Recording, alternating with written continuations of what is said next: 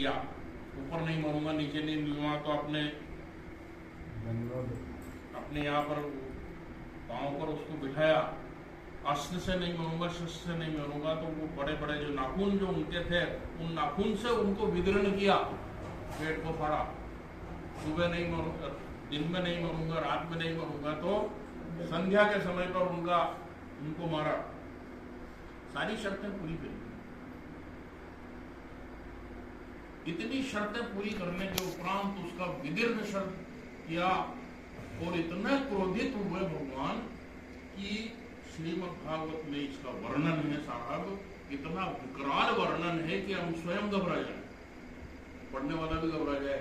उनकी हाथुड़ियों को निकाल करके माला पहनी हुआ, हिरण्यकश्यप की अपने नाखूनों से जो हाथुड़ियां निकाल करके और जो माला के रूप में पहनी और गर्जना करते हुए गर्जना करते हुए माला पहनी और विकराल रूप धारण कर रखा है। जीभ बाहर निकल रही है, आंखें बाहर निकल रही है, लाल हो रही है पूरा। सारे देवता को हिरण्यकश्यप का प्राणांत हो गया, लेकिन भगवान का गुस्सा शांत नहीं हुआ।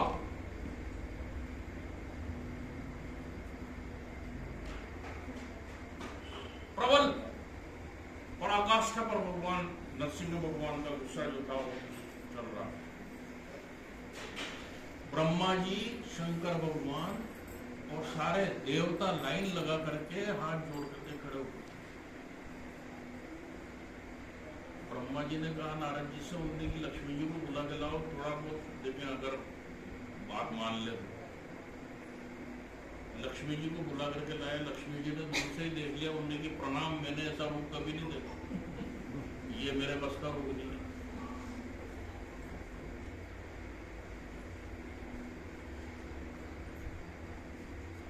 देवता ने कहा ब्रह्मा जी से, उन्हीं की सब आपकी करतूत है, जाओ। उन्हीं की मैं जाऊंगा तो अभी मेरे को लपेटे में ले लेंगे, ये मेरे कारण हुआ है, मेरी वजह से ये सब हुआ है। पता नहीं किसका गुस्सा किसके ऊपर निकलेगा।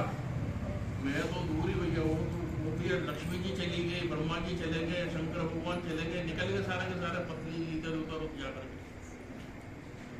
कोई उनके पास में जाने वाला नहीं, चक्कर लगा रहे इधर से उधर। भगवान भयंकर क्रोधित होते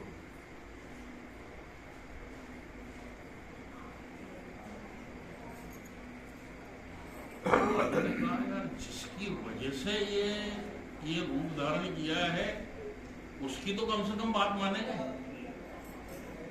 प्रहलाद जी से कहा, प्रहलाद जी शांत करो अब अपने पिताजी को। प्रहलाद जी उनके पास में गए, उनको प्रणाम किया। प्रहलाद जी को भगवान ने गोद में बिठाया, उनका मस्तक चाटा।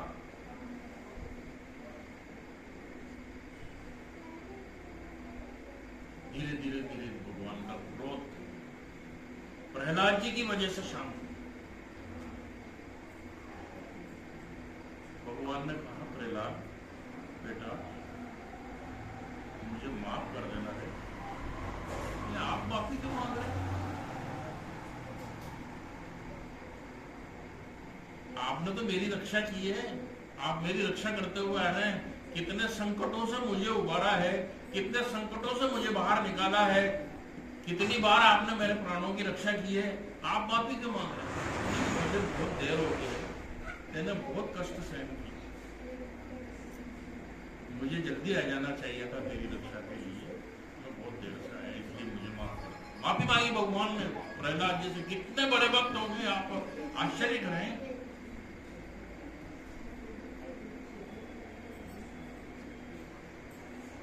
चलो ठीक है, मांगो वरदान मांगो। प्रहलाद जी से कहा वरदान मांगो, क्या चाहते हो? उन्हें मुझे कुछ नहीं चाहिए, बस आपका आशीर्वाद चाहिए और आपके दर्शन हो गए, सबसे बड़ा मेरे लाभ तो यही है। श्रीमद् भागवत वो पहला श्लोक है, मैं आपको पढ़ के सुनाता हूँ।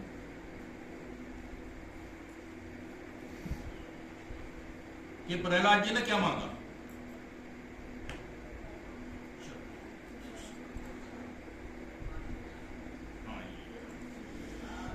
प्रहलाद जी ने मांगा, यदि राशिशः मे कामान वरांस्तं वरदर्शभ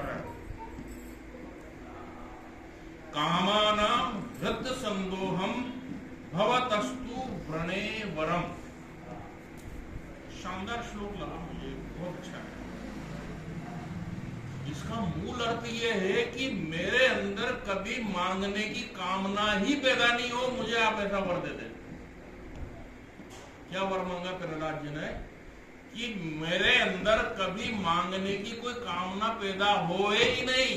वरस्तु वरदर्शभ कामानाम हृद संदोहम। इसका अर्थ पढ़ के सुनाता हूं कि मेरे वरदान शिरोमणि स्वामी, यदि आप मुझे मुंह मांगा वर देना चाहते हैं तो यह वर दीजिए कि मेरे हृदय में कभी किसी कामना का बीज अंकुरित ही न हो। श्रीमद् भागवत का मूल श्लोक।